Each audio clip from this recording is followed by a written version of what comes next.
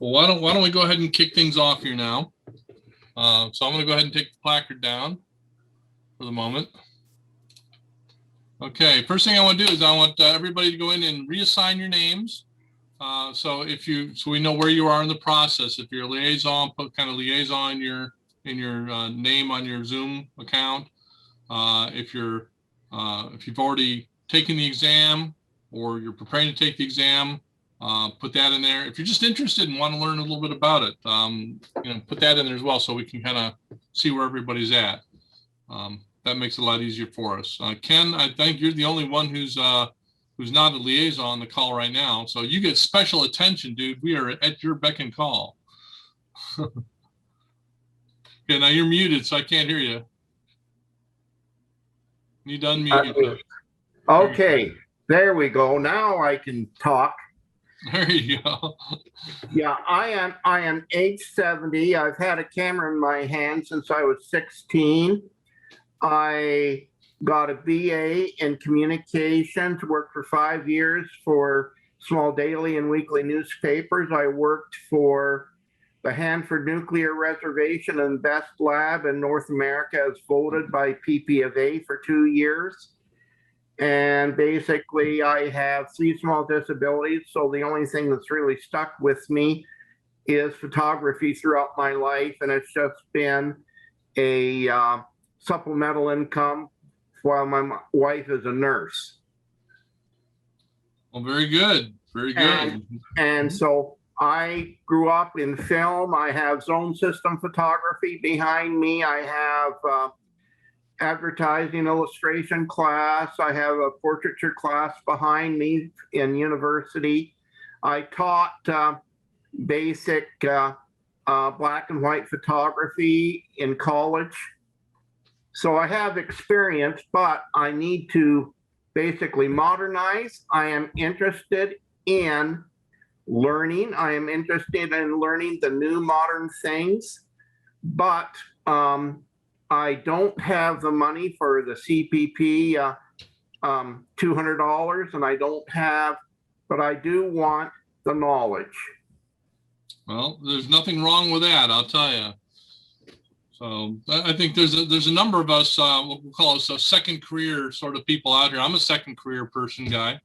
I did my years of Procter & Gamble and retired from there to do my photography business 13 years ago. And my wife works at Children's Hospital, so there's a connection back with the healthcare industry that I share with you. And I think Chuck, you actually were teaching before you. Yeah, this is third career. There you go. Spent 22 years on active duty in the Army, and then when I retired, I worked as a civilian contractor teaching soldiers in the Army, and I retired from that, and I just do mostly photography and a few other things. So there's a number of us second career people out here, and I think getting the education, CPP, getting your CPP will definitely fulfill that need for sure. And this group here is great because it's a free group. You can come back to every week. And as you go through your education process, you can ask questions on that. This week, I had taken and prepared a little PowerPoint presentation here that talks about kind of the value of the CPP. Hey, there's another Don. Don interested. How are you doing, Don? This is your return visit, right? I think he's trying to get hooked in there. Okay, well let's go ahead and do a quick presentation here. Oh, can't do it that way. By the way, I'm in Cheney, Washington by Spokane. Okay, great. Well, everybody's welcome for sure. Let me get this figured out here. There we go. Share. Okay. So let me go into here, go from beginning. Okay. So there's a little talk. Well, I put this together, just a couple of talk charts, just looking at backing up and looking at the CPP and helping to reinforce the value of getting your CPP and what to do with it. So now you got your CPP, what do you do with it? How to leverage your CPP in your business, and then also retaining your certification over time. Those will be the 2 topics I'm going to really kind of focus on.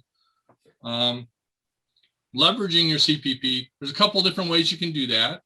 One is leveraging your better personal capability. And what I mean by that is once you become a CPP, to your point, Ken, you know how to do the job right and quickly and efficiently. So you're going to have a higher shooting efficiency. You're not going to take 10, 12 shots to get the settings right, to get the shot you really want. You're going to take 1 or 2. So you're a lot faster that way. And also too, the quality of your work is going to be better because you can know about rim lighting and how to rim light better and add in all the extra things that differentiate a professional photographer versus somebody who just has a camera and is winging it. So that higher shooting efficiency and quality of your work are going to be improved. You can distinguish yourself when bidding on both residential and commercial work. I mean, when you put those letters after your name, you've got a reason for people to look at you, and you set the scale by which everybody else can be judged. If they don't have their CPP and you do, that's something you can leverage to help win those bids. And also too, and this, I thought of this last night, so you'll know what to look for when you select the right help when needed. Meaning, like if you need a second shooter, you're going to have the right vernacular and you're going to have the right skills identified, so that when you hire the second shooter, you know you're going to, with confidence, that they're going to come in and do a good job for you. And you aren't just hoping and praying that they're going to do a good job or have to learn by experience that they were a good or bad.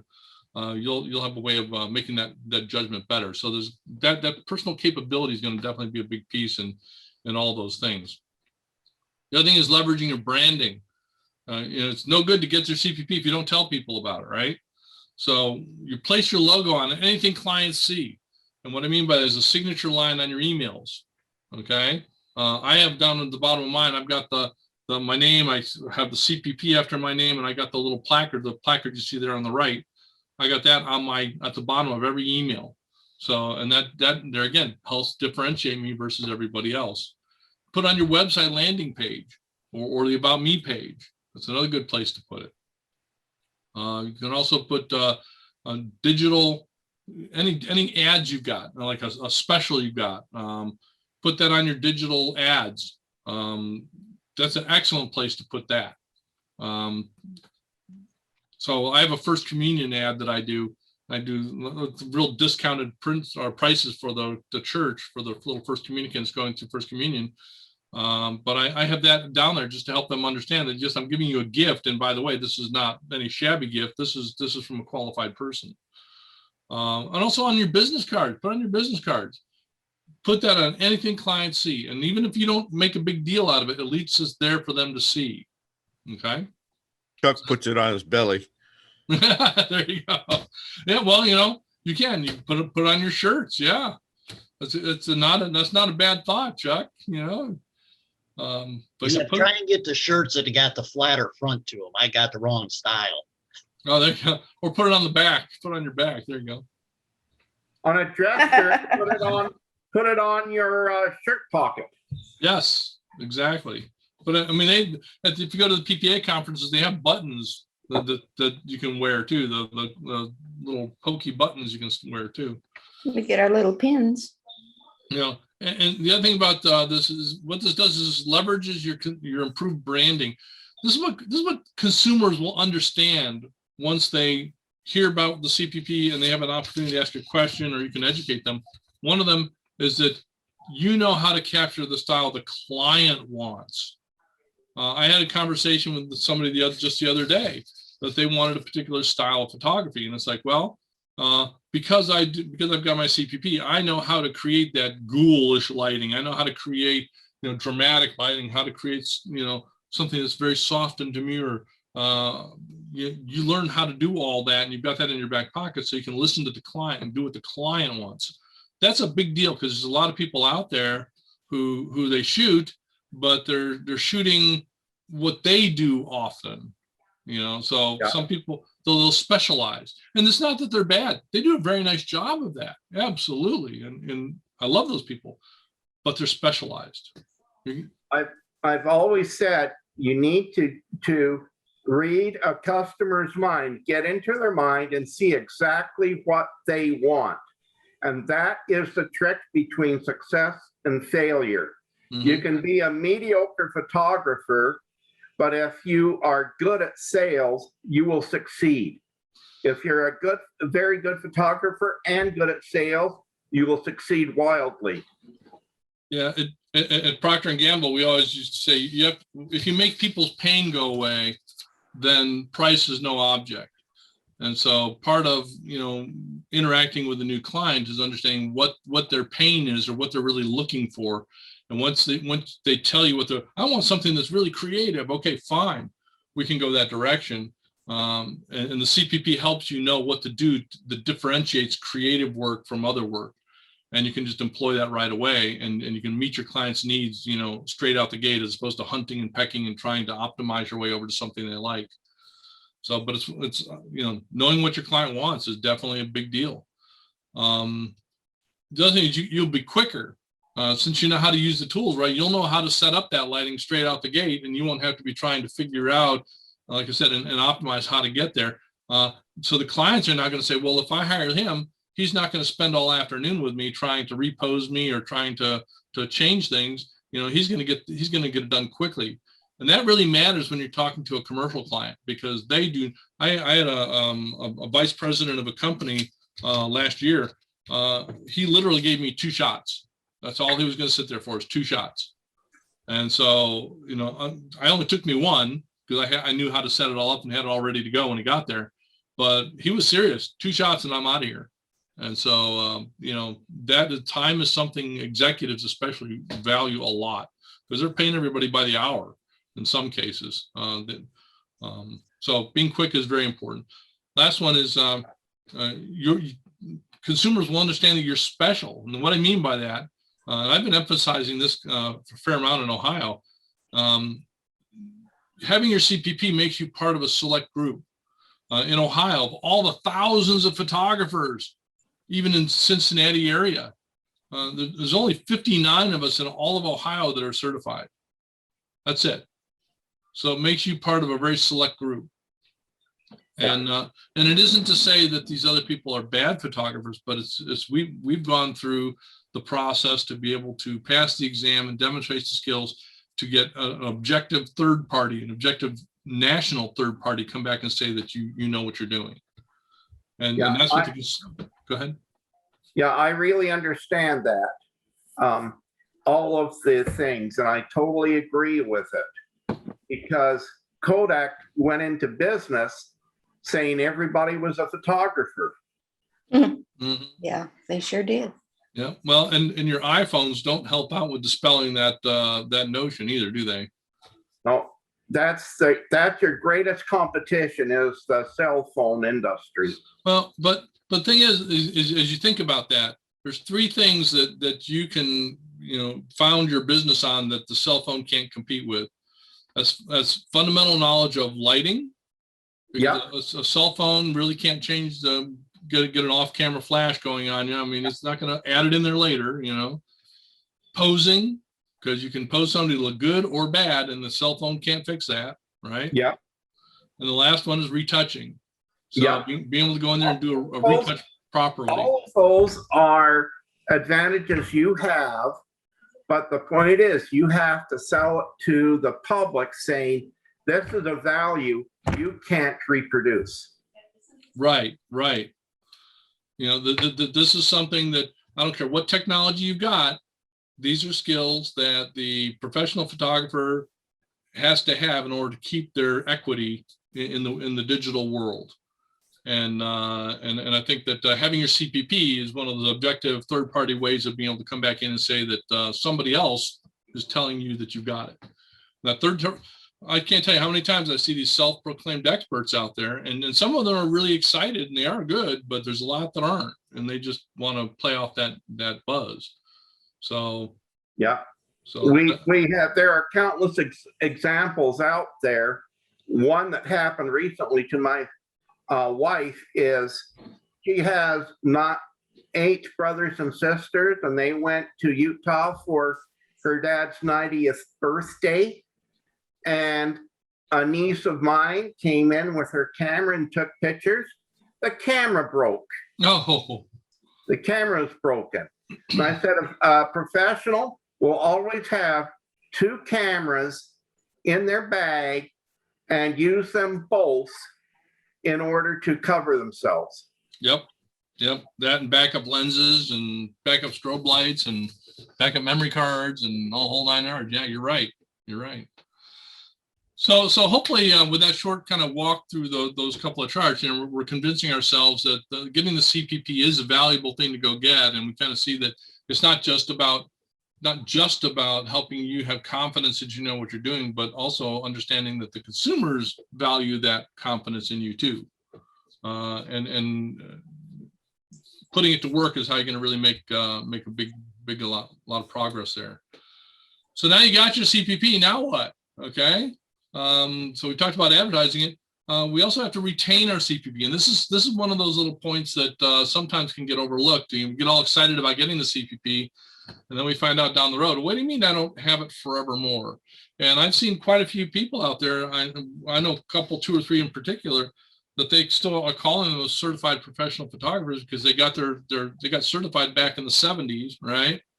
But they have not done anything to try to keep up with the times or continue their education or address it beyond that. So one could argue that it's great that they got certified back then, but does that mean you're still certified today? I would argue there's a question mark there. So let's talk a little bit about recertification. Certification lasts for 3 years. So you get your CPP and you go 3 years and you call yourself certified. But over the course of those 3 years, you're expected to do a couple things. You're expected to keep up with the changing technology. Okay. And there's 2 options for that. One option you can do is you can go off and earn CEUs or continuing education units. And or the other option is, if you want to, you can retake the exam. I would wager that most people will opt for going the CEUs because we all want to keep our knowledge up anyway. And some of us, we go to these talks and everything just to meet up with friends anyway, just because there's a social aspect to it as well. But earning the CEUs seems to be a more popular way of doing it. If at the end of the 3 years you don't have enough CEUs to get certified, you can take the exam even though you've got the CEUs in your back pocket. So, but you have to do one or the other, take your CEUs or retake the exam. Okay. So let's talk about earning the CEUs. Well, you have to earn 15 continuing education units. Okay. And something that they don't tell you, or they don't go out of their way to tell you, is that unlike merits, these are not merits. Okay. So some things that you can take and earn a merit for can be counted as CEUs.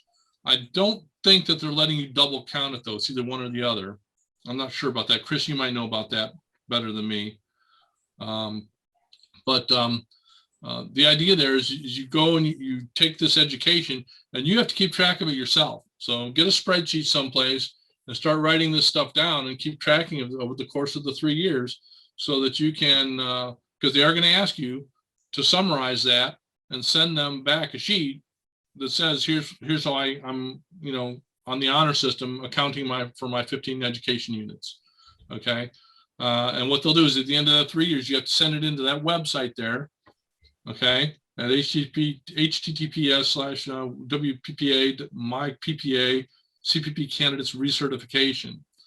That's where you send it back into, and you fill out a little form there and you attach a sheet and you send it in. And that's at least how they would count the continuing education units. Now, along with that, you have to send in a $100 fee. And the really cool thing, and I just found this out yesterday, if you attend, this part I knew, if you attend the PPA conference each year, so over the course of the 3 years, you attend 3 conferences, right? Then you don't have to pay the $100 recertification fee. They will waive that. Okay. The other way, and I did not know about this, is if you're a PPA Elite member or a PPA Plus PPA member, you do not have to pay it then either. So I'm going to look into seeing what it takes to get it to an Elite member or what, just to see if in the sense you think about it, it's $30 off a year if you want to think about it like that. But they would waive that $100 fee in that instance as well. So let's talk. Is this making sense to you, Don and Ken? Yes, it is. Yeah. My problem is I have age-related pain, so I can't stand and move around real good. So I can't attend Imaging USA live, and I have really, really requested hard to have a virtual option for people like me. Well, I think you'll like my next slide then, because my next slide, this comes directly out of the handbook. This tells you how many CEUs you get for doing each thing. Okay. Now you don't have to write this down because this is going to be a video we're going to post on YouTube. So you go back and do a screen grab off that, or if you've got like snag it, you can grab it now if you want. It's also on the PPA website with the CPP documentation. I think this is page 7 or something in the manual there. But what it talks about is ways you can get continuing education units and that are not necessarily physically attending things. Up at the top, you're looking at Imaging USA. You get 8 continuing education units. You got to go for at least 3 days. Okay. Actually, it doesn't say that. It says Imaging USA or an international conference of the last 3 days. So that could be WPPI. That could be, one of the other international conferences or imaging. If you do attend those, you get 8. So that means if you go 2 years in a row, you've got your 16 CEUs. You only need 15. You've already met your requirement for CEUs to get recertified just by going to imaging. The only benefit you'll get for going to 3rd year and ending up with 24 CEUs is that you don't have to pay the renewal fee. Okay, but that's you'd have to go there for that. Any affiliate school program lasting at least 4 days, you can get 5 continuing education units for that. They're assuming that if you go to the Imaging USA, that the content between the trade show and the presentations will be a little bit more comprehensive than going to an affiliate school program. I guess that's what they're thinking. We're only giving it 5. So also teaching or speaking at a PPA affiliated seminar workshop lasting 3 or more days. Okay, so you can actually get a CEU for teaching. So that's kind of cool. And the idea there being is that if you're going to teach, that means you've gone back and you've done your proper preparation. And in a sense, you're kind of refreshing yourself and keeping yourself up to date in the process of trying to help others. So I paid for and attended a 5-week, 1-hour session on elements 2020 and 2021. And does that count? Yeah, actually, if you look down below, you'll see it does get down to online stuff, and yeah, absolutely it does. It doesn't count as much as I'd say the affiliate school or imaging, but as you work your way down the list here, you get down to things like PPA webinars. Okay, PPA, and here they're trying to keep you going to the right places here. They're not just saying watch anything. Right. Okay. Right. I understand. This was done by Elodie, whatever, about a month ago. She was member of the week. Okay. So yeah, I'd say if it's PPA endorsed, or recognized, then it would be fall into that camp. But watch out for that, because there's a lot of people that put videos out there. I've been watching some just recently.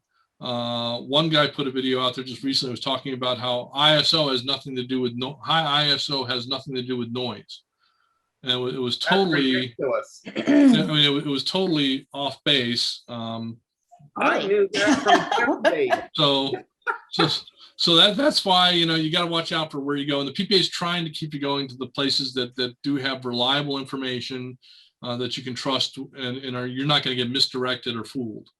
So, but Canon workshops. I own Canon cameras, so Canon class workshops. I've got one tonight at 5 p.m. Would those count? That's an interesting question. If you have questions like that, what I would do I would, whoops. You can contact Julia Boyd Or Odessa. Odessa. or Odessa Sabado over at PPA. Just pop them a quick email, and they are excellent. They're amazing at answering people's questions and trying to give people the right information. And if they come back and they say yes, it's approved, go for it. I would use them as a very easy way to get those sorts of questions answered, especially if you need something back quickly. But and that Nikon one is a great example of one. It's not a PPA EDU or PhotoVision video or a PPA webinar, so it's kind of a little bit outside that scope. Ask them to see what they say, and I think they're going to do it on a one-off basis. I don't think they're going to give you a stock answer that you can apply for everything. It's probably going to be a per video sort of request, because Understood. all the videos are so different. Understood. But it's not an unfair question, but you look at all these things, and you can get one thing I wanted to mention out here is you can only have a maximum of 5 CEUs maybe submitted for online education. So basically that gives you a year's worth of, if you want to think about it as 5 CEUs per year, that gives you a year's worth of CEUs you can get doing the online education. Okay. Beyond that, if you're a member of your local affiliate, going to those presentations every month, that counts. Teaching counts. A lot of stuff counts as you go along the way there. But one of the biggest ones is imaging, because that gets you, your 8 credits every year. Right. So keep track of this, because nobody else is going to track that for you. You have to track it yourself. And what you don't want to do is get to within a month of needing to be recertifying and finding out that, oh my gosh, I got to go back and recall everything I did and who that was, and you can't remember who it was. And then your documentation starts to look like it's, only half done and made up, and, raises questions around how, the honor system really working or not. So I'd write down all that, the exact dates and everything. Keep a record of it for yourself and let it build up over the 3 years. That way, when you get all done, you just copy it and send it right on. And that's really the big thing I had for today, trying to think about what's going on, because a lot of people aren't even thinking about recertification as they get it. They're all so excited about getting it, they forget that next year, and then it hits them a year, 2 years in that they've got to get recertified, and they start freaking out. So that's what I had for kind of food for thought for this discussion. Chris, I know you've always got good comments. Any thoughts there, dude? Recertification, and as far as your CEUs, the only thing I would add to that is keep in mind it's different from merits.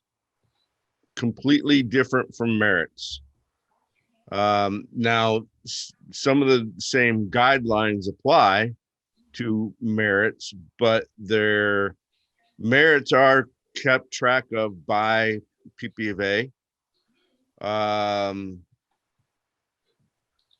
how do I want to say this? And so, but there's certain things that in our CEUs that don't count for merits. So, and I don't want to really hammer too hard on merit, since that it's not since it's different. But the one thing I would say is merits are changing back to the old style, and that videos or Zoom classes do not count for merits as of the beginning of this month. For merits, right? For merits. Yeah. So And merits count merits towards. have to be done live in person. Say again? All merits have to be done in person. As of they're going back to that style as of the beginning of this month. Yeah. They had released that restriction a little bit based on COVID. Right. And a lot of affiliates were going to have meetings that were Zoom meetings, and so everything was counted for the same exact way. But now it's gone back to must be live. Chris, do you In have that person. link, or does someone have that link where that has changed? Because a lot of affiliates have not yet made any kind of switchovers. Right. They are It still was going just to talked the- about in a webinar by who does the by Rachel Hartman. There's two Hartmans. I can't remember which is which. Kristen and Rachel. Rachel, I think, is the merit person, and she did a webinar like 2 weeks ago. So you should be able to go back and find that. I don't have the link to it. Yeah, about the affiliate meetings, you cannot get a merit for attending an affiliate hour-long presentation, like a monthly presentation. That does not earn you a merit, okay? But it does count towards CEUs. So, But that's there are some that are PPA approved. Yep, they have to and be if you over attend 2 them- hours, I think. Right. Well, that's for the presenter, right? No. Yeah.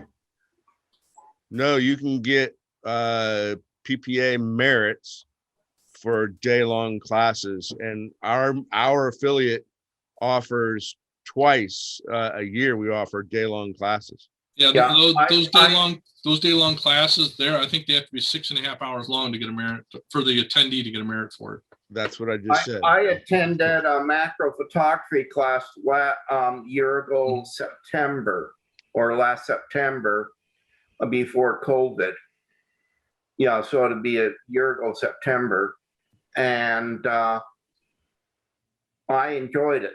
I went to Spokane, was in the studio, and they presented macro photography, doing things, and one was a heads and tails he has, and he is a master photographer by PPA. Most affiliates, and I would dare to say all affiliates, if they're offering a merited course, they will ask you in the registration, when you register online for it, they will ask you for your PPA member number. And then they will remind you throughout the course. If you didn't do that, be sure to give them that information, because then it's automatically generated and you will get an email from PPA saying you've earned a merit.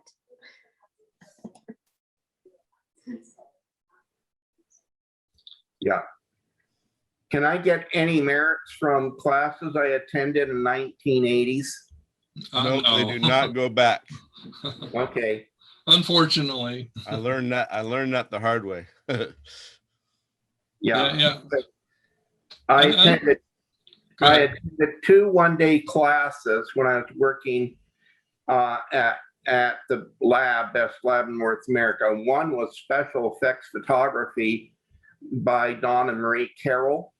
They got a book out in 1970s. They were advertising illustration photographers. They would put up to 8 different elements on one negative and use front projection, rear projection, all kinds of things to make images. And then the other one was by Al Gilbert of Gilbert Studios in Toronto, Canada. He photographed the Queen of England, Prime Minister of Canada, and his specialty was executive portraiture for annual reports. Well, there you go. Yeah, I think, how many of us have shot film? I mean, Chuck, I know you have. Don, you have. Mia, have you shot film? Yeah. Yes, I have, and no, and yes, I have. And Oh. interesting that you bring up film is, it's gonna be like probably a winter project. It was gonna be a summer project, but you guys keep me too busy. And so it's probably going to be a winter project. But interesting enough, I emailed Odessa. It was Thursday. I think it was Thursday of last week after we had our meeting, and asked her because I just know this question is going to come up, and I'm prepping for changing all those topics and things over on the webpage. I mean, on the Facebook page. Can I get my CPP using film? And the answer Odessa sent back is they are not equipped to do that. And they would encourage, you know, we are to always encourage them to go digital, whether that's a crop sensor or a full frame, doesn't matter. I think digital has become such a part of our lives nowadays that I think they've even taken all the film questions off the CPP exam. But you know, interesting enough though, the film is making such a big comeback. And because it is making such a big comeback, it was something that I told Odessa, I'm just thinking outside the box here, you know, because, you know, I would be the one to get the question, right? You know, in the odds of looking around the room, Chuck, Chris, you, I would be the one to get the question, you know. I do want to say that I took zone system photography and purchased an anniversary model speed graphics 4x5 that went through the World War II in the European theater. And if you take zone system photography and religiously do it, your digital images will improve by 1,000%. Yeah, the zone system is part of the CPP for sure. Mia, tell me about how you're leveraging your CPP for your business. If you don't mind me putting you on the spot.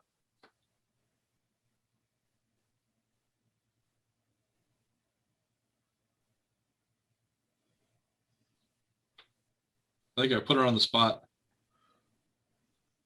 Either that, she put herself on mute. How about you, Chuck? Can you tell me how you're leveraging your CPP in your business? Any like real life examples of where you pulled it out and it's been valuable? Her mic is muted. I see that, yeah. There have been a few times where it's been useful to me. I have it on all my advertisements. All my flyers have it. My business card has it. And, you know, I point out to people regularly, in fact, I just looked it up again, that within 100 miles of Augusta, where I'm at, there are 20 CPPs. That takes in a good portion of South Carolina and Georgia. And within 50 miles of Augusta, there are 7. Oh, there you go, yeah. And I know 6 of them personally. Never met the 7. To really leverage your CPP, the number one thing is educating the public, because they don't know you from Adam until they you really explain it, understand that, hey, this is a class that makes me a much better photographer, and you will be happy with all of the images, much happier. Yeah, I do a free consultation for some of the like weddings and whatnot. I'll do a free consultation just to get them in to talk with them, make sure I understand where they're coming from, and if I kind of like where that conversation is going, and I think I'll be a good match for them, I'll make sure that they really walk out knowing that I'm a CPP, and that, you know, if you want to consider other people, great, but you know, my goal is to make sure they're happy with their images. And the best way I know of to do that is to make sure whoever you're going to get is going to get what you want, not what they just like to do.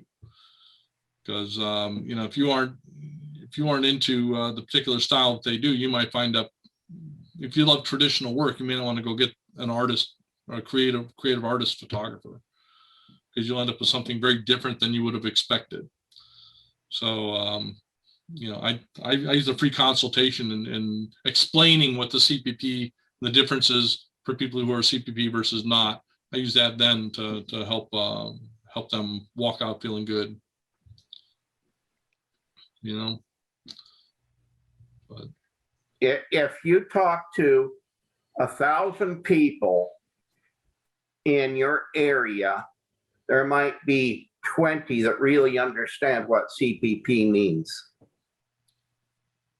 I agree. And the more we get the message out there about what it is, I think the better off and the more valued people will place on it. You know, so absolutely right.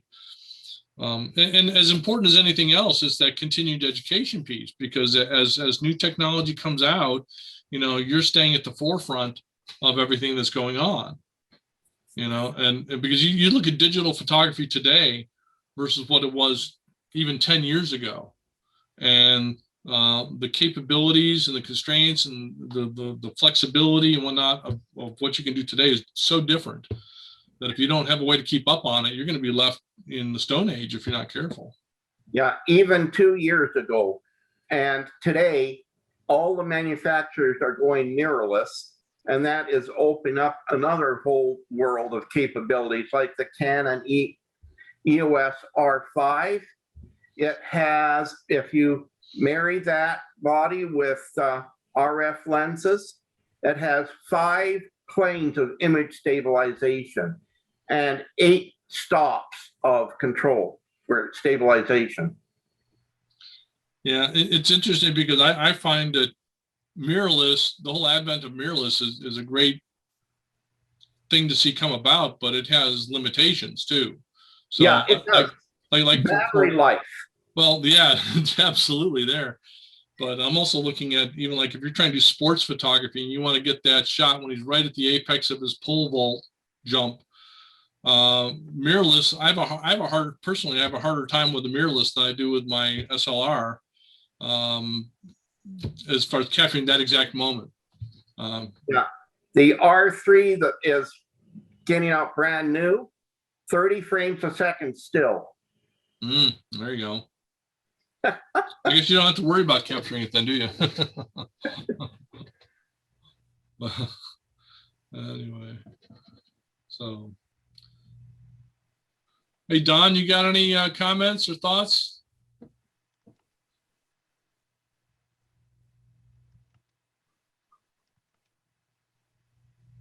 The space bar didn't work to unmute. No, I really don't. I've just been enjoying the discussion. Are you? What are you doing to take and leverage your CPP credentials? Anything in particular different or new? No, I do not have a business, but I do have contact cards, and I do put that on my contact cards for when I'm out with people. Well, that's good. That's good. Yeah, that contact card is important for sure. All right. Yeah, I am age 70. I've got it's again, age-related pain. And so I was trying to get into small product photography. I've got a Fold Leo 3 small studio, but I have had trouble finding people in the Spokane region that are manufacturing and want product photography. I can understand. You almost need to go for the small businesses there that need something for their website but can't afford a big budget department to handle it. In-house department. That's right. And there might be a half a dozen manufacturers that would fit that category in Spokane. Well, let me mention something else. One of the things, an exciting thing we have coming up for future Tuesday study break calls is I've actually gotten 3 companies now that are wanting to help support this effort. The way they're going to help support the effort is not through sending us money or anything, but it's actually getting help into the people who attend it directly. So bypassing this group, going right to you guys. They're going to give us special offers and it's up to them what they want to offer. I think K&R Photographic is one of them. You might have seen them at some of the PPA conferences down in the Nashville area. Their offer, I think their offer is going to be, if you get in contact with them, you get a free sensor cleaning kit. So it's a $25 value. And the way this is going to work is at the beginning of the Zoom calls, I'll announce what the information is you need to go get that. And then, but so you have to be live to be able to receive that information. But then the awareness of it will still be retained in the video that's posted online on YouTube. But I have to take out the special information, and that's an encouragement to try to help people attend this particular Zoom meeting live.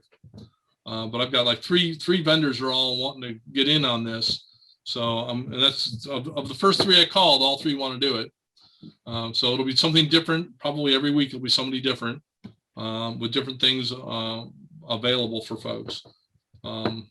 So if you have a vendor that you like especially, let me know. Email me. I'll put my email in the chat. Let me know who they are and I'll call them up and I'll try and get something from them. I have pretty good luck with getting success like that. Okay.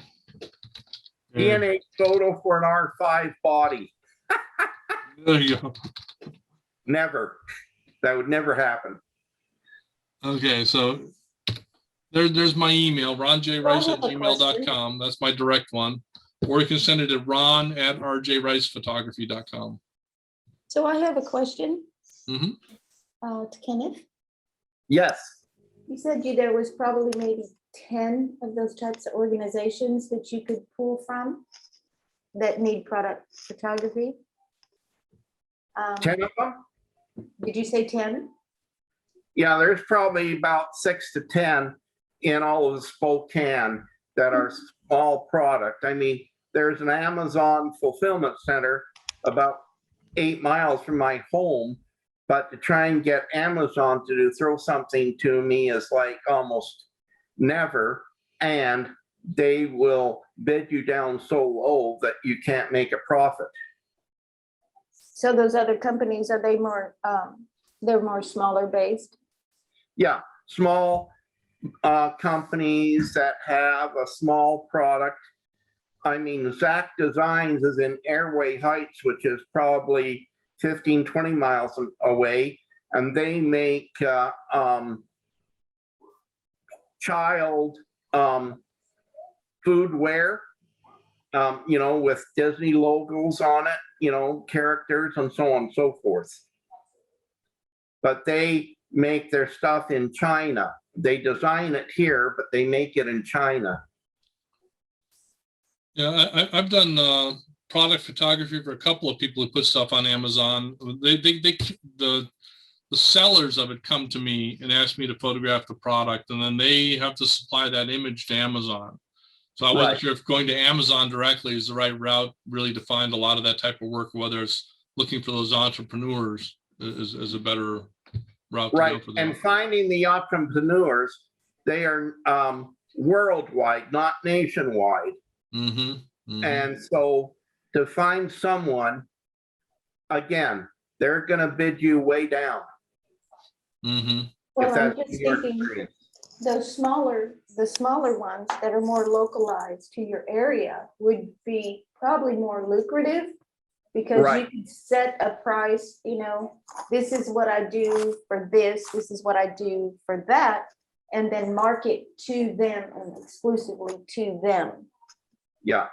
One other thing I want to mention is when you are calculating your cost of doing business, remember that to drive a vehicle today is over $2 a mile.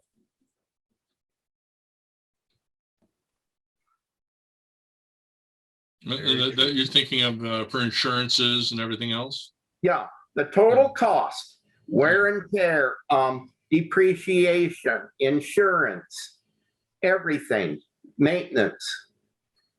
It's over $2 a mile. So you need to figure that in your cost of doing business, and don't worry about the IRS deduction necessarily, because that helps, but it doesn't cover your costs, even if you've got your vehicle paid for. Right.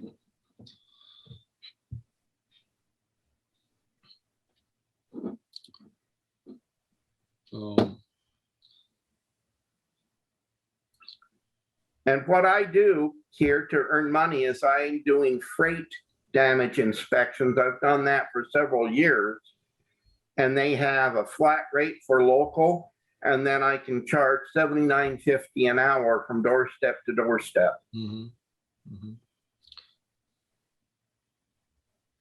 So as far as CPP and kind of, now you got your CPP, now what? You know, any other thoughts from you guys on what else you can do with your CPP? Take it to the school so you can educate the photo classes. That's not a bad thought from the standpoint of coming in with some credentials to say that you're able to teach them something that's not just made up, but something that's got some endorsement behind it. That's a really good point. Yeah, because the future of photography, I think, is in the high schools and educating them on what PP of A has to offer. Mm-hmm. Mm-hmm. And then there's summer programs too, that you can do in your communities. Our community does all kinds of different ones, you know, Yeah. depending. No, And then there's, you know, you can, even with your CPP, you can do gallery work and become, you know, and if you tie into a gallery, then you can have a show. Yeah.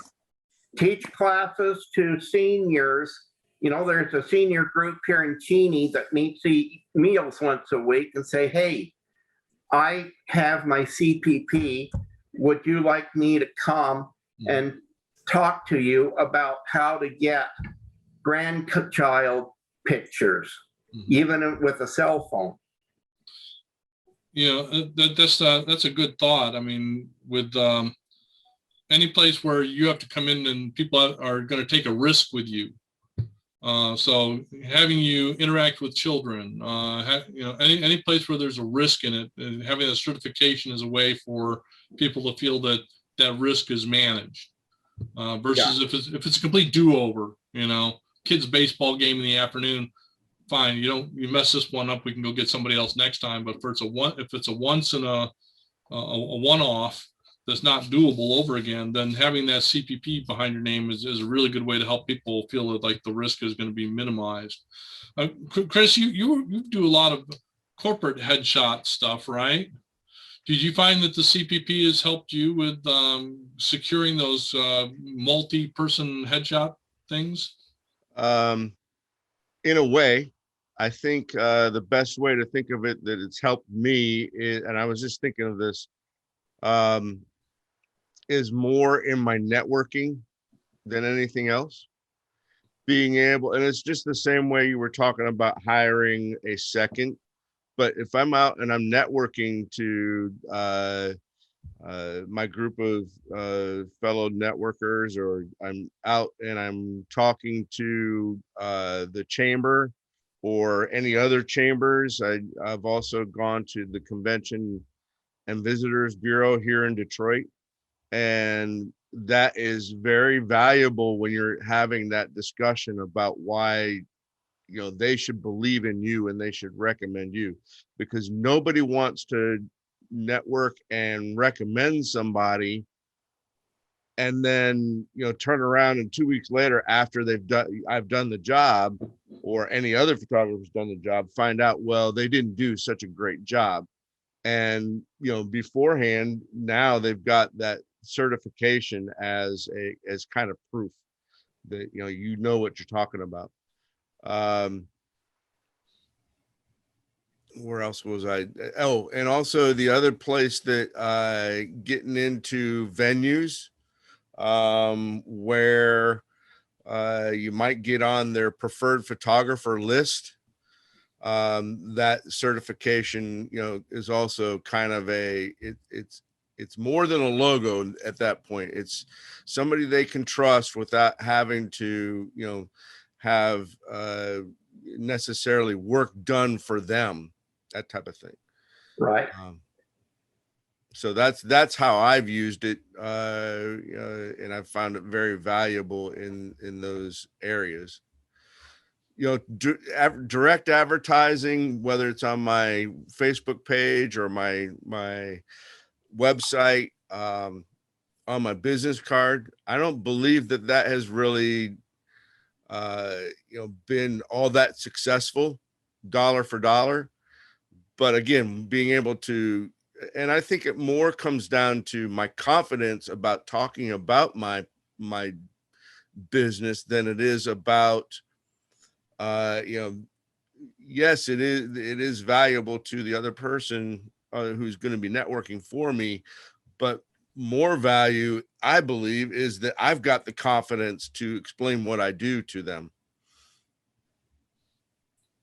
Yeah, I have confidence up the yin yang in what I can do, but I have lifelong small disabilities where I'm slow in everything that I do. And so mass event photography like schools or headshots at a convention, I can't do.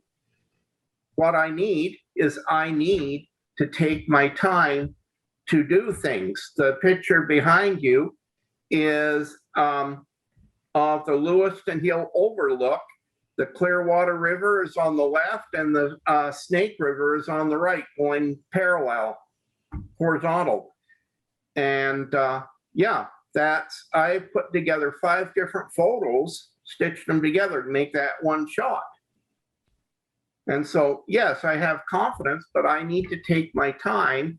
That's why I enjoy landscape, wildlife, and macro photography. Mhm. But where mass people photography, I have a problem with. Mhm. Sports, I don't have a problem with. I enjoy sports photography where it's live action. But to pose the teams and get team shots or individual shots, I don't have the speed. Mhm.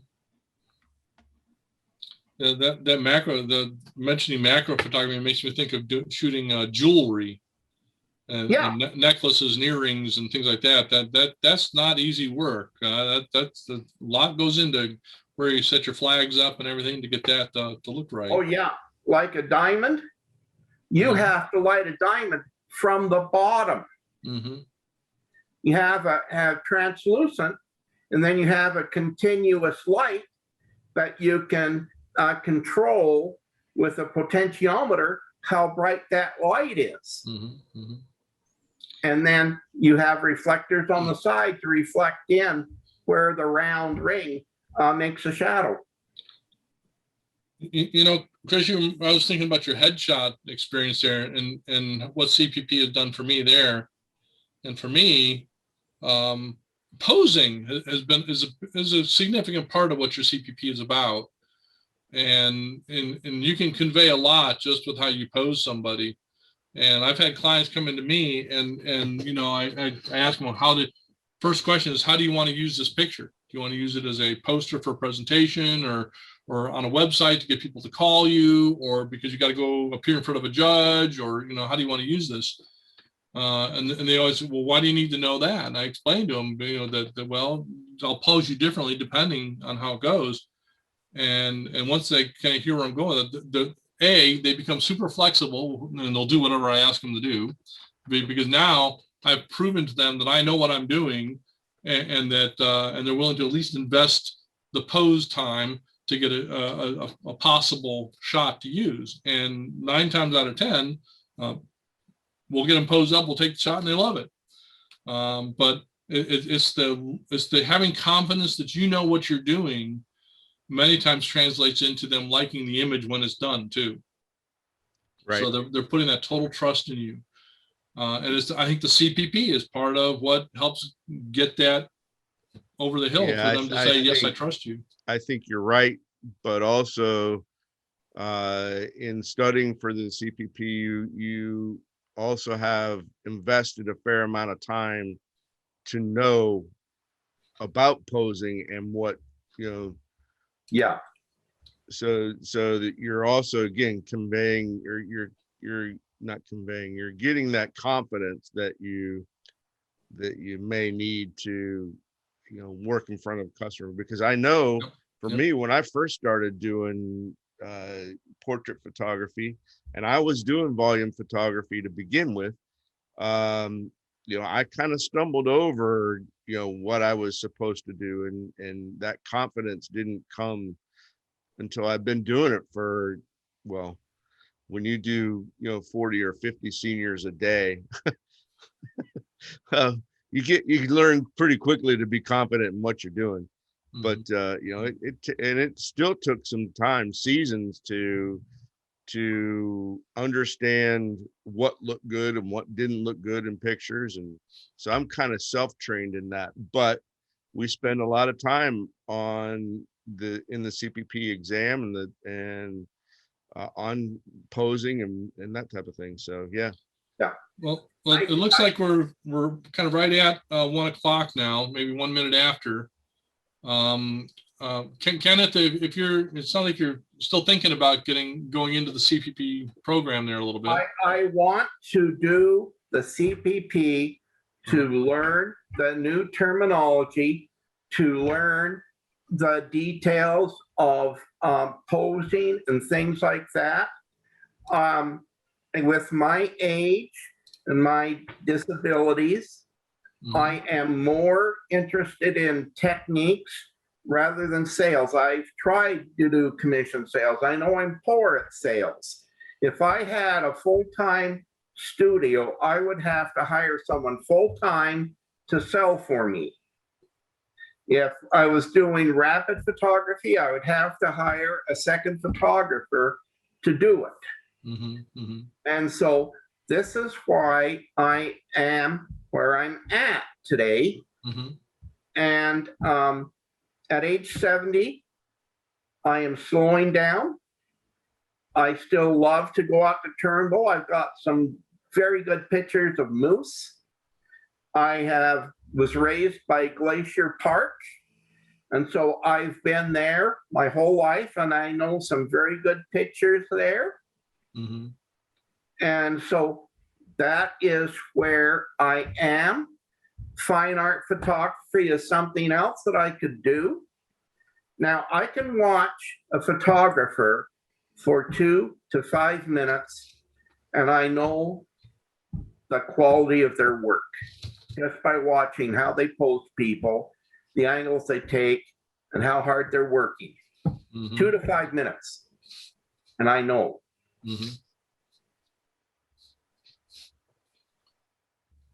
Well, that's good. Awesome. Rebecca, I haven't heard anything from you. Are you just monitoring? Are you? Oh, you're off. Hi, friends. Just hanging out today. Okay. All right. Well, we're actually running over now, so I think we should probably wrap it up here real soon. Definitely come back next week. Next week will be our first official week of including one of those special offers. And but you got to be on at the beginning of the call to get that, because that'll be the only time that the information needed to redeem it will be available. All right. Yeah, I won't be available in 2 weeks. I'll be in a place where there is no internet. We're going up to a lake for a week with my wife's family. Oh, there you go. Well, and bring back good pictures and it'll all be worth it. All right. All right, guys, I got to go. Thank you. Yep. Let's wrap it up. Okay. We'll see you guys all later.